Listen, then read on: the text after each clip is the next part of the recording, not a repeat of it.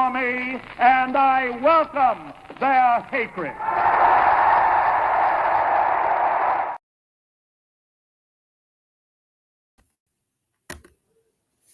What is up, everybody? This is Hater Radio. My name is Chris McLean. I'm with my co-host Ian Gibson. How are you, Ian? I'm doing good. Pretty wild Saturday we just went through. Yeah, dude, it was unreal. I'm here in Alabama. I'm staying with my sister's family in Mobile area, and drove up to Tuscaloosa yesterday. And then I drove back after the game, and, just a crazy game that, we'll get into. But it just, honestly, I'm very happy with how things went because, I wasn't expecting a win, but they played very well. And it was a 1-point game, 5-point game into the fourth quarter. So you really honestly couldn't ask for more.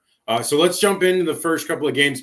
So what we do, this is the recap show or the review show. So we'll recap all the games from yesterday. Today is Sunday, obviously. So this show airs at 8 p.m. Eastern and 5 p.m. Pacific, live on YouTube, Facebook, Twitter, X, and Instagram. You can catch us on those socials at Hater_radio for all of them except for Facebook, which Facebook is Hater Radio CFB, and for YouTube is at Hater Radio, and also TikTok is the same as at Hater_radio. So follow us there, haterradio.com for all of our articles. Let's get into it though. A lot of big games. The first game we had on I believe Thursday or Friday, I can't remember. Was BYU SMU, a very interesting game as SMU struggled again, like they struggled the first week against Nevada. So they don't look as strong as everyone thought they were going to be. They thought they were going to be a contender for the ACC. They still might because the BYU game is technically a non-conference game. So they have a lot to play for, but it doesn't look really good. Their run game was strong. I didn't like the fact that they struggled in the red zone. That has to change if they're gonna look to try to challenge the better teams of the ACC. BYU didn't really impress me much either, but they did enough to win, and they won 18-15, so that's all that matters. It was a lot of field goals. Your thoughts on this game, Ian? Yeah, for you hit the nail on the head with SMU. There were way too many empty opportunities. Not really empty, but there are times where you need to, in the red zone, you need to score, and they just couldn't get it done. Once they crossed the 50-yard line, the play calling went to way too conservative. They relied too much on the run. And I get Jennings wasn't, maybe the go-to guy through the air. I know he threw a pick, but you got to find a way to just spread them out. You got to give your guys more space because it became very predictable to the end, and they hit, field goal after field goal after field goal. And there's times where it was, you have to convert on that 3rd and 4, and you have to, make it into the end zone when you're inside the 20. And SMU just flat out didn't. They looked very anemic. It was a repeat of the Nevada game. It looked like they overlooked BYU, which I don't know why. BYU was not as, they weren't as favored over as BYU as they were Nevada. So this is becoming a trend that they're going to have to snuff out quick before ACC play really gets going. They like you said, they still have a shot. I know they played TCU this week. Throwback to the Conference USA rematch there. Yeah. There's a lot of work to be done. Yeah, and there were aspects that I liked about SMU. The run game looked pretty strong, which, that goes a long way to winning a lot of ball games if you're able to run the ball effectively, and which sets up the pass pretty well. So if anything they can take from this game, that they're going to be able to run the ball. And the guy Jennings, he was all right, but maybe there's more to be desired there. Who knows? I don't know if they have a better backup or they're just going to run with Jennings or who knows. But let's move on. A crazy game, Arkansas, Oklahoma State. What a crazy finish. I was watching this game. I didn't realize because I didn't start watching it until like the fourth quarter. But Arkansas was in control of this game almost like 90% of the way through, which I'm amazed that Oklahoma State even won this game. And they probably shouldn't even have been in it, considering how well the quarterback for Arkansas, Green, was playing. Like, I know they lost KJ Jefferson and they were all worried, but Green is a stud. And, he's effective at running the ball. He, was accurate and found open receivers. And, they moved the ball quite well with him. They just made a lot of mistakes, a lot of turnovers that led to points for Oklahoma State. It's a shame that they had to lose this game because they played really well, but their defense, I will say, their defense wasn't as strong in this, and that's really what was the issue here, because the defense really let them down and allowed Oklahoma State to make all those plays. And that one tight end reception for like 70 yards or whatever it was, like, that can't happen. You can't leave a guy wide open like that. There was no one on that side of the field. Like, you can't leave a side of the field wide open. That's just ridiculous. But your thoughts on that game, Ian? Same thing. Arkansas, they should have won that game just flat out. I think they almost tripled Oklahoma State's total yardage.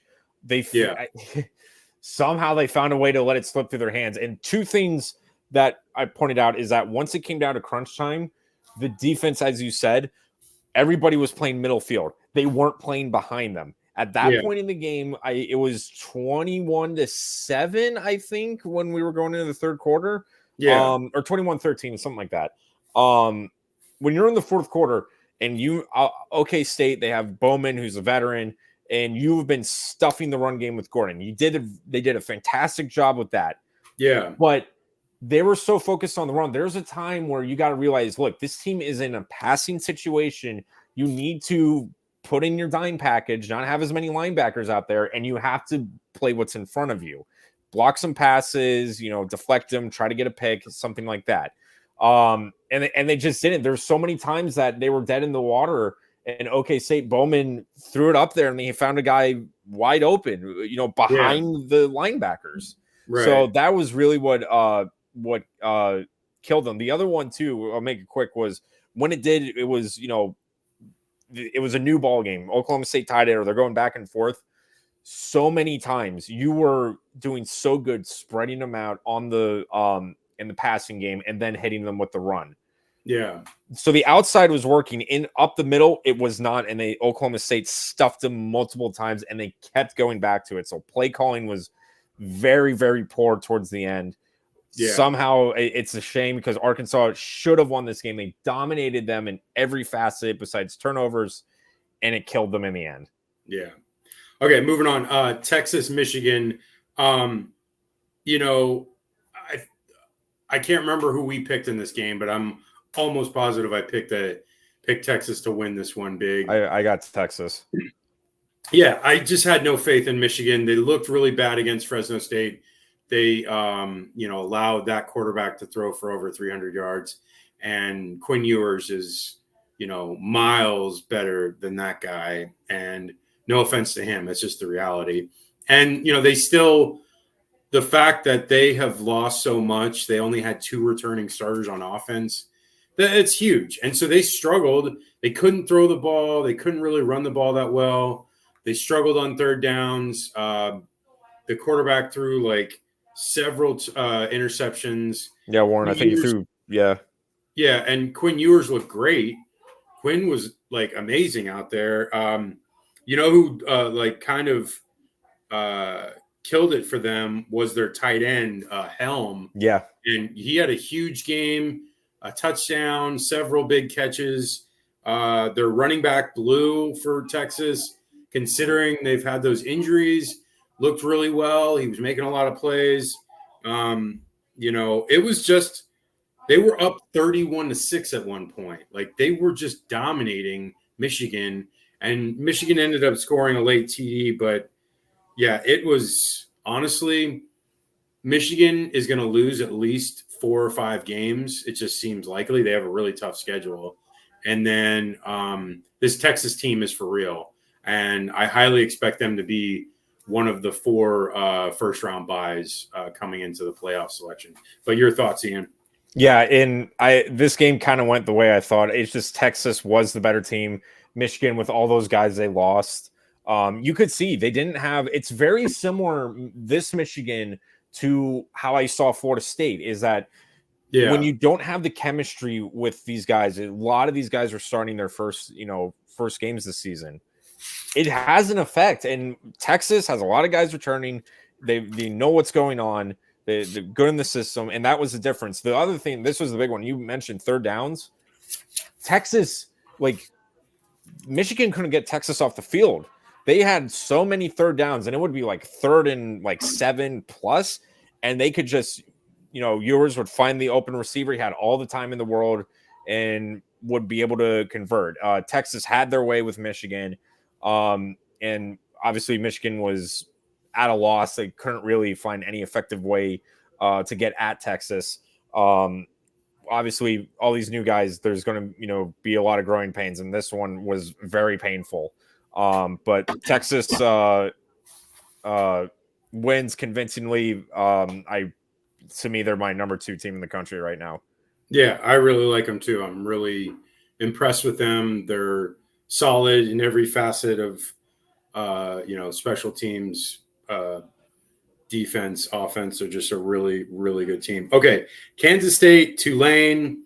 This was a really good game as well. There was quite a few. It was this game, the Arkansas game, and the Boise State game, Oregon game was a lot of crazy back and forth. So Tulane had a great day by their quarterback Mensa. He threw a ton of yards, had a ton of great passes, just all over the place, just throwing dimes. But then, Johnson for Kansas State kept them in it.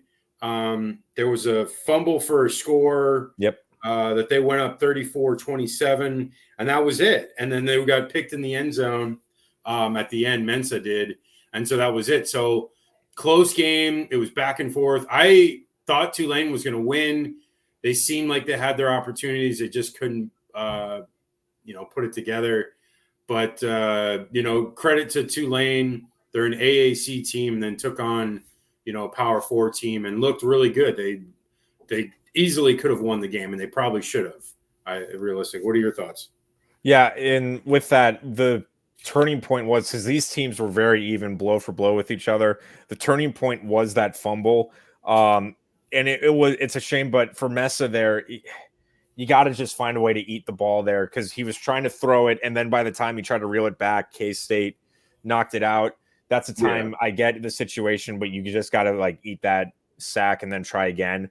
The other thing I do want to mention is I would be a disservice for the Tulane fans was they did tie it. They got that touchdown, but they called a very interesting offensive pass interference on that one. So I thought that was a game worthy of going to OT. If I'm the ref, I hold my whistle there, especially that moment. But this was a game where it's a shame somebody had to lose. But the difference was turnovers. That one fumble was for the fumble for a touchdown was the killing blow for Tulane, and the Wildcats, just made more plays. They got, Hun with them. They didn't, they could have easily, been in panic mode, but they stayed in their system and they found the way to win out in the end. Okay, so Auburn. Cal came to the Plains in Alabama and beats Auburn 21-14. Cal was in control of this game the entire time. I never felt like Auburn was in this game at all. I'm not the biggest Peyton Thorne fan. He's kind of whatever. So I think they're limited because of his limitations. So the extent of where Auburn will go after this, I'm not really sure. I don't know. Cal's not a terrible team. Their offense is decent. They've put up points against pretty good teams the last 2 years, so I'm not surprised that they were able to get this win. I think Auburn fans were expecting to get a win, but hey, better luck next year. Well, what are your thoughts, and then we'll move on. Yeah, the real thing was, you want to know how this game ended, was two stats. Time of possession for Cal was 35 minutes compared to 24 as Auburn, and 5 turnovers by Auburn compared to Cal's 0. You're not going to win games that way. And here's why I honestly think Auburn was, on paper, the better team, but they didn't play like it. Yeah. So that's what killed them, is that they kept, measly just calling these plays and forcing they try to force the big play instead of just letting it happen. And again, that's not how you're going to win football games. Right. Yeah. Okay. Moving on, Iowa State, Iowa. Iowa was in control of this game for long periods of time. Rocco Becht for Iowa State struggled, was inaccurate for most of the game.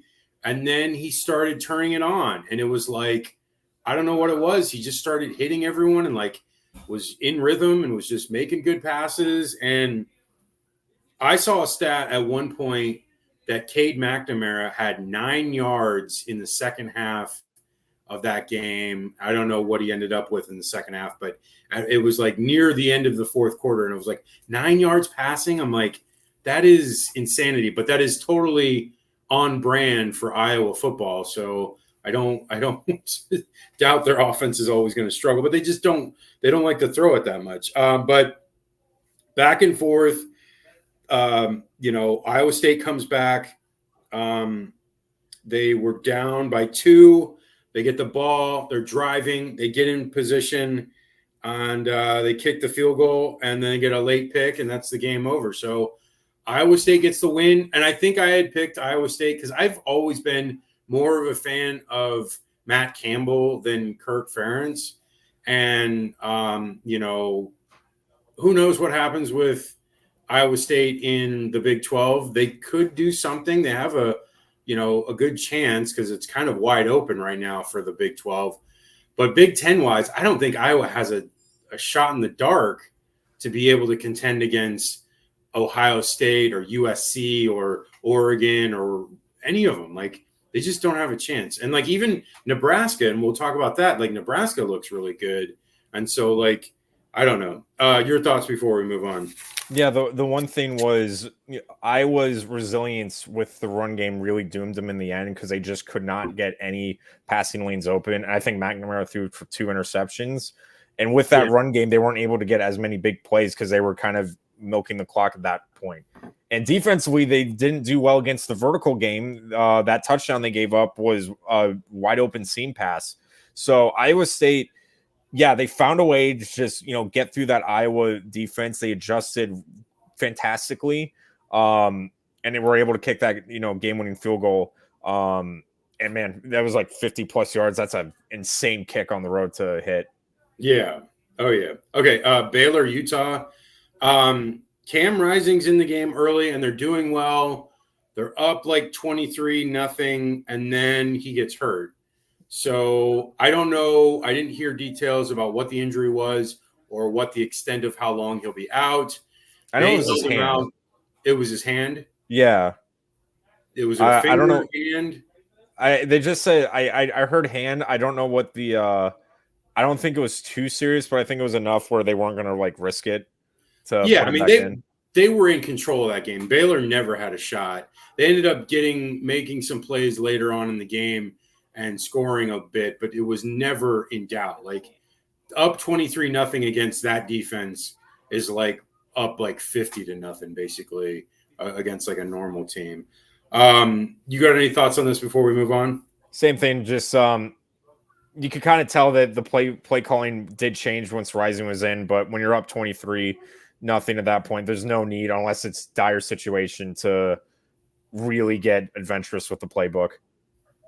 Yeah, and they had quite a few missed field goals, so it could have been an even bigger score. But those missed field goals, and then they did get a blocked field goal return for a touchdown, was kind of cool. Okay, so your kind of game. Texas State, UTSA. I want to give your thoughts on it, and then we'll move on.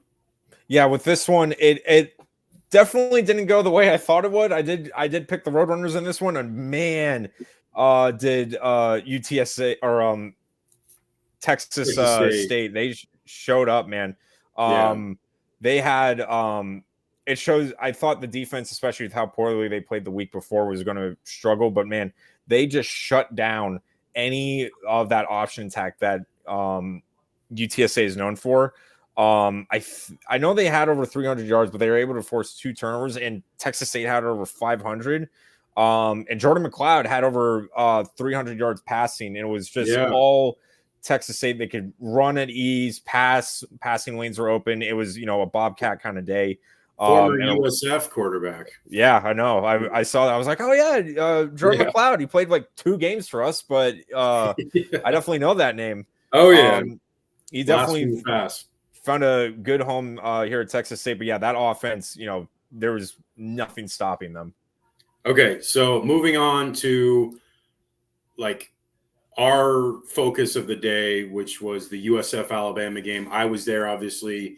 Ian watched the whole thing on TV, so I want to hear your thoughts, and then I'll jump into what I was thinking about it. I was seriously getting deja vu from the year before, and it wasn't just the score; it was how both teams were playing. This was it got ugly, and it got ugly quick.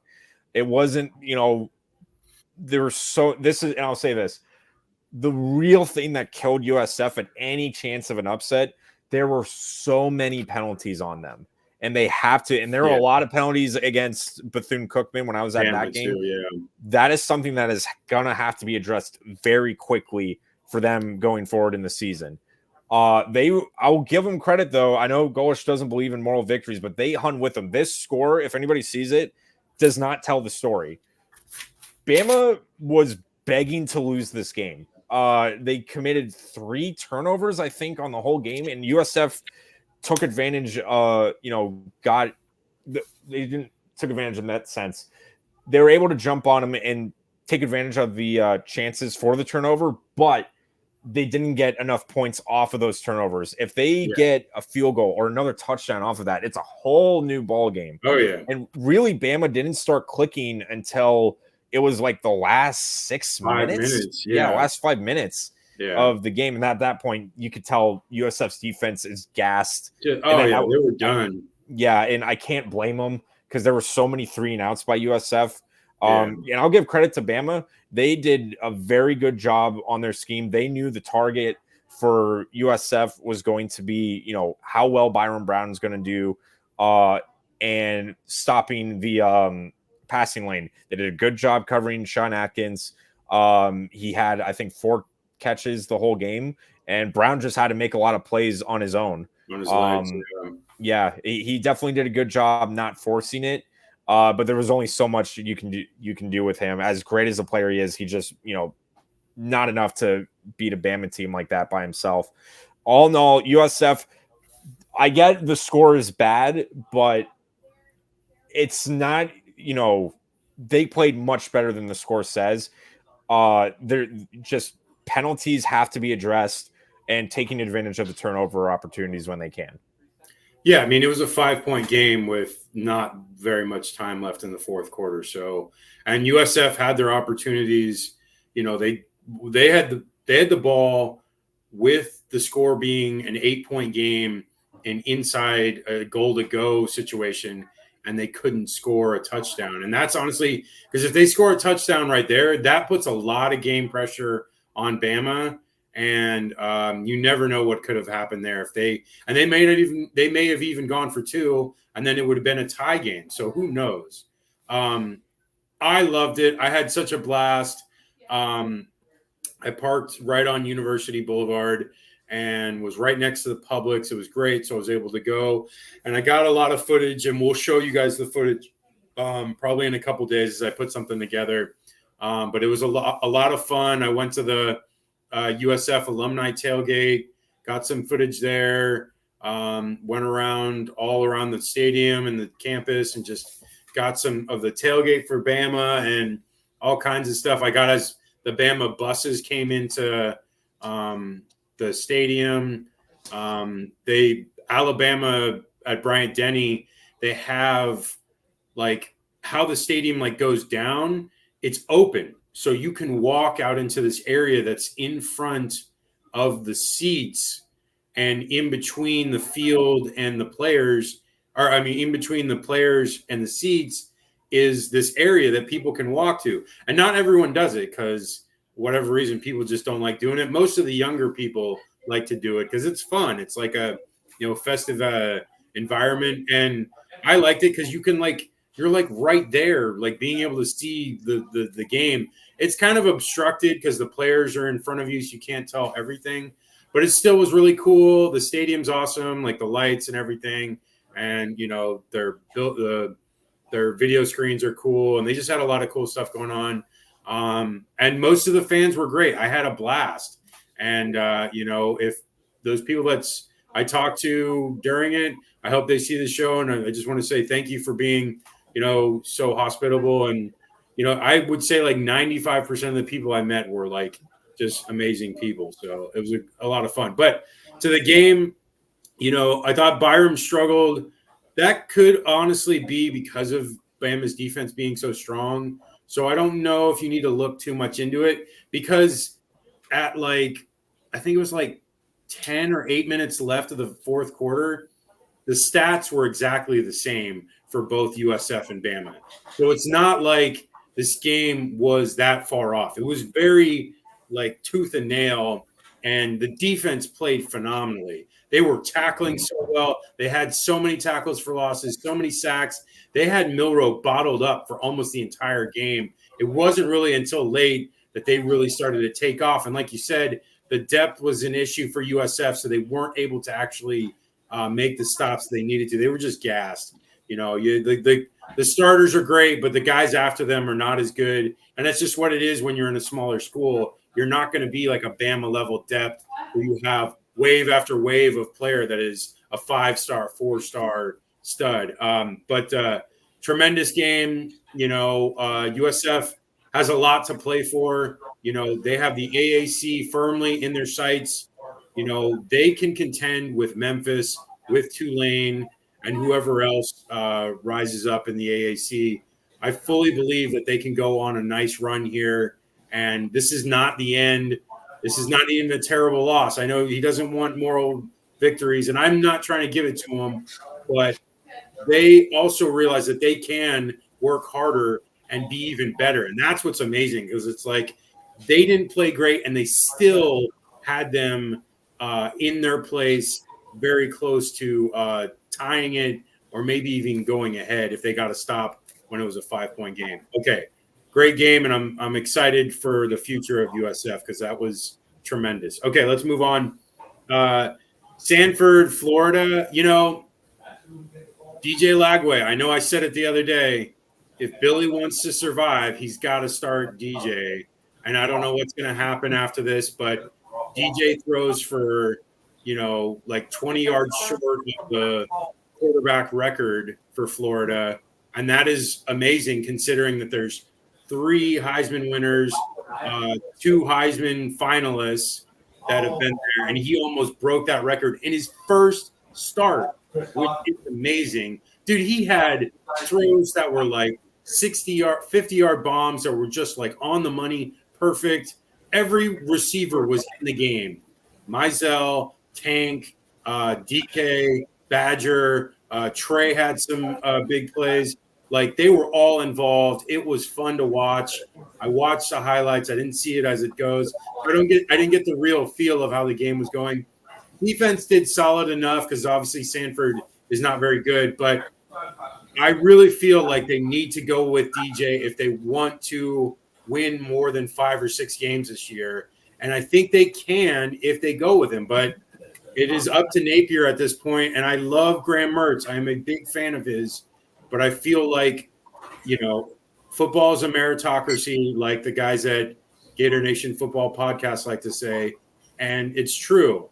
The best players have to play. You cannot play guys that are not good enough. And it's not a slight to Mertz. It's just that DJ is that much better. He is probably the best potential quarterback that we've ever had. Like the ceiling is like literally stratospheric how good he can be, and it's already just one game. Your thoughts, Ian? Yeah, I saw the same thing. It was a Lagway show. One thing I want to add, please, for the love of God, stop wearing these uniforms. I don't like orange, blue, orange. I know I'm the uniform geek, but every time I see them, I'm like, oh, we don't look good with that. Anyways, we're not You're so Syracuse. funny. Yeah. Anyways, DJ led up I was beyond impressed with DJ. I expected them to, at least with DJ, play it safe, and he did. He didn't force any ball. He knew exactly when and where to throw the ball, and that is kind of scary because he was throwing bombs. He has, and I did pump the brakes because it is Sanford. The defense is not as strong, but those passes were not easy passes, and he did it no problem. Oh, yeah.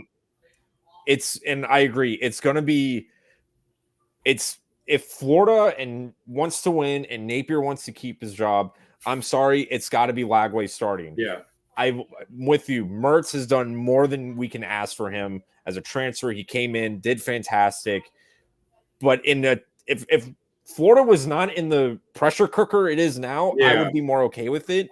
Right. But it's not going to it's just, you have to start DJ. He's brings something that Mertz just doesn't, frankly, and it's not his fault. It's just DJ is that kind of guy. He has it. Like whatever it is, DJ has that. Like because he's taller and bigger than Patrick Mahomes, but like he makes plays like Patrick Mahomes, and that's scary. Like, he's fast, he's big, like this kid could be, I don't even know. I don't know. Like, this is what I'm trying to say. Like, and this is why it's not even worth going back to Graham, because we know what we have in Graham. He's a 5 to 7 win guy on this team. That is his ceiling. And there's nothing wrong with that, whatever, at smaller schools. This is Florida. You're trying to win championships. You do not keep your job if you do not win championships. So this is what Billy has to do. It's just the reality. Do you have any more before we move on? The only thing I'm going to say is, if Billy needs any more case in point of why he should start Lagway, there's a reason Mullen only lasted because he would start Emery over AR. Yeah, it's the same thing. I looked at the article I wrote the other day, and it really was, Mullen he so pig-headed, and you cannot be that as a coach. You have to, I will say Dabo made the biggest call when he put in Trevor Lawrence, and it paid off. He won a championship and got to a second, championship game. So, like, clearly he made the right move. It's a tough call because you're going to bat for these guys for a long time, and then it's like, then all of a sudden you have to be like, oh, by the way, I don't want to have you as the quarterback anymore. And it kind of is soul crushing. But in the reality now of what college football has become, it is basically professionals. So they need to treat this like a professional, business or whatever. And that it's not personal. It's just the matter of fact business decision. Okay. NC State, Tennessee. I am amazed that Tennessee blew them out. I know their offense is good, but I was not expecting them to just completely destroy NC State. NC State had nothing on offense really for the most part. Tennessee looked really good moving the ball. Nico looks really good. What looks good for him is he does those like RPOs and like he does like the run play, and then he'll like fake it. And it's not even a deep pass. He'll do something short to either a tight end or a running back or a wide receiver in the flat. And it's like wide open every time. And it works so well. And like, they're definitely like biting on his running. And he did have a nice 30-yard run for a touchdown at one point in the game. So he can run the ball. And I know people are going to be geared on that, but I mean, when you're able to do that little RPO, and then you just dump it off and you get it like consistently getting first downs, that's huge because you're like basically like guaranteeing yourself to move down the field. And they looked really good. I don't know if they're up there with Texas and Georgia right now, but they're probably up there with like Alabama and Ole Miss and Missouri. I would say that's like the next tier. I think they're like in the second tier of SEC teams. What are your thoughts, Ian? Yeah, I thought NC State would, maybe hang in there, but Tennessee just was way better, just too good. And again, this is another thing where I still think NC State is good in the ACC, but this is where the ACC and SEC gap, it shows. Like we saw with Clemson and Georgia, night and day. And in this one, NC State and Tennessee, when you look at where they're positioned in the conference, are very similar. But holy cow, it's not even close. Like talent-wise, who's the better team? Tennessee made a statement win. Yeah, Nico had a good game. Like you said, the RPO was very effective. NC State bit way too much, but Tennessee, I will say, they are really impressing me with how they've started the year. I want to see when we get to the Oklahoma game in 2 weeks, and from there, how well they're going to play. But they are, they will be very dangerous. It looks like. Yeah, and speaking of, let's do a couple of them real quick, because I didn't get a chance to do the recaps of them because I'm on the road. So, but Oklahoma beats Houston 16-12. Not impressive, but Houston is a Big 12 team, so it's not like, it's not that terrible, but it's still not good. App State gets blown out by Clemson 66-20. So Clemson gets back on the winning side. Illinois beats Kansas. I was surprised with this. Jalen Daniels was abysmal. 3 interceptions, 18-32, 141 yards, 2 TDs. Just not a good look for them. But it's a non-conference loss, so it's not the end of the world, but still not good. You have any thoughts on those 3? Yeah, at least with I want to mention with it's funny because I expected App State to, most of the games I expected the teams to play better, and man, Clemson came out angry, especially Klubnik, and he had a really good game. With the Oklahoma game, that one was a very poor performance, and they are so lucky their defense showed up and they got that safety, which prevented the possibility of a field goal winning the game for Houston. It was not the best look, but I will say with same thing with Kansas, way too many turnovers, trying to force the big play again, and Illinois made them pay for it. Colorado, Nebraska. Nebraska goes up 28-0, coasting. They probably could have made it worse, but didn't really shove it down their throats. Colorado scores 10 points late. They missed a couple of field goals. One of them got blocked. There was a pick 6 by Shedeur Sanders that was in his own end zone that was really ugly. He was sacked a bunch. I don't know, just they finally played a real team. I know they played an FCS team the week before, and people were hyping them up again, and reality sets in. And here's the reality. Nebraska is a good team. Matt Rule is a good coach.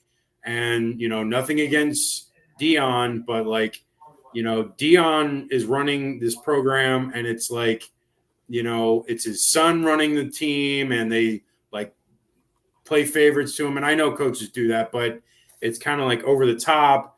And I don't know. It's just, I'm not the biggest fan of the media hype. The team, they're good offensively. Offensive line struggles, and then the defense is not very good. And, Raiola for Nebraska is solid. This kid is going to be very good. Speaking of Mahomes, he copies everything that Mahomes does. So, we'll see what his career ends up being, but it looks really good so far. I mean, he's a freshman and is already killing it. And like I said, they have a real shot to go 7-0 into the Ohio State game. And then, at that point, they have a real shot at getting like 10-2 and maybe even getting into the playoff, which who would have thought Nebraska would be in the playoff? But this is what an expanded playoff does for everybody. It gives more opportunities for teams that are not as good, but still on the verge. Okay, your thoughts and we'll move on. Yeah, this just reinforces what I said. Is this is a team that is only has Sanders and Hunter, and nothing else. They can't win games. Like I said last week from North Dakota State, you can win a game like that, but when you play a team like Nebraska, who keyed on double teaming Hunter and keeping Sanders in the pocket where he couldn't move, this is what happens. I know Sanders. He made the famous quote of, how many times did Raiola get touched? But he had a point. He doesn't have an offensive line, Sanders. That's why he has to keep running. And when Nebraska keys on that, there's nothing Colorado can do. So it's the same thing where Nebraska just found the weakness, took advantage of it. As good as Sanders and Hunter are, they can only do so much with, quite frankly, a very, at best, mediocre team. Yeah, and I'm just not impressed with this team, and I don't think I ever will be. That's just my opinion, and I'm not trying to be a jerk about it.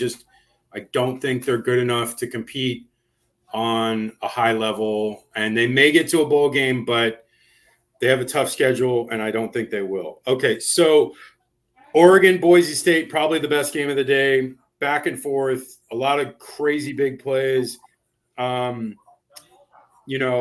This Boise State team came to play, and the running back for them, Genty, 192 yards, 3 TDs. He had a super long 70-yard run. They were up 27-0. Not 27-0, 27-20. And then, they tied it at 27-27. And then they went up 34-27. And then on the ensuing kickoff, Oregon gets a return for a touchdown, and they had a punt return for a touchdown earlier in the game as well from Tez Johnson. So 2 huge special teams plays. And then Dylan Gabriel, solid in the game, had a few mistakes, fumbles, but led the team down the field, had a last-second field goal, hit it, and they win. And it was short, so there was like a no-brainer, like it was going to go in. So 37-34, Oregon wins. A struggle. I like this Boise State team, so expect a decent season out of them. But Oregon, 2 weeks in a row, struggling, not good. Your thoughts before we finish up? Same thing. It's Oregon can't keep playing these type of games, and they need to find their playmakers, and they haven't. They are winning these games, but you have to be more convincing with it. As good as Boise State is, they should not be giving you a scare this late in the fourth quarter and having to kick a game-winning field goal with the threat of overtime. Defensively, I think this is where it's going to show. Where same thing. Last week it was the offensive play calling of Oregon, where they just couldn't get any pass more than 5 or 10 yards. This week defensively, they couldn't stop the run. So now there's a lot of teams looking at the tape on this one, and they're finding weakness in the Ducks, both defensively and offensively, to make them one-dimensional. So with Oregon, they're going to have to adjust quick, and they have to start playing better just overall. They have to play better on all facets for the rest of the year. Yeah, okay, so we're going to move on to the last thing, and then we'll end the show.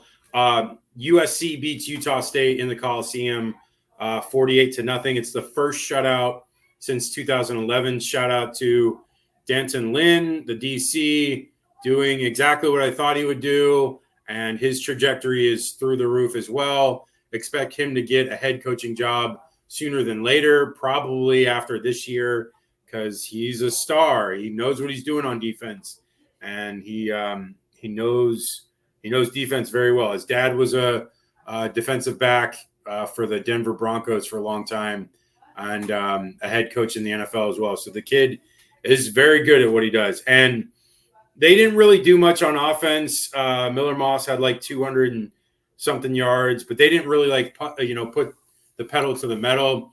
It's kind of like one of those games where it's who cares? They're going to win. Plus they're setting up.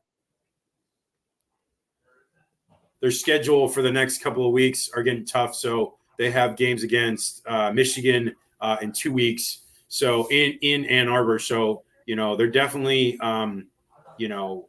going to get tested. And then they have Wisconsin coming to LA. They have Penn State in LA, and then Washington later in Nebraska, UCLA, and Notre Dame. We didn't even talk about Notre Dame losing against Northern Illinois, which they were number 5. I didn't even realize Notre Dame was number 5, but they lose in the last, at the very end to Northern Illinois. But USC wins, so expect good things from them this season. I'm really hyping them up because I think they're going to do well. But yeah, Notre Dame loses. We haven't done like a Heisman thing yet, but we'll probably do something in the next little bit. I don't think anyone's really like took the reins yet. There's been a lot of good people, but not like 3 or 4 that are like, besides like maybe, I don't know. I can't really say. I think they're all over the board. We'll talk about that later, but that's the show. You can reach us at Hater_radio for X, Twitter, Instagram, Threads, and TikTok.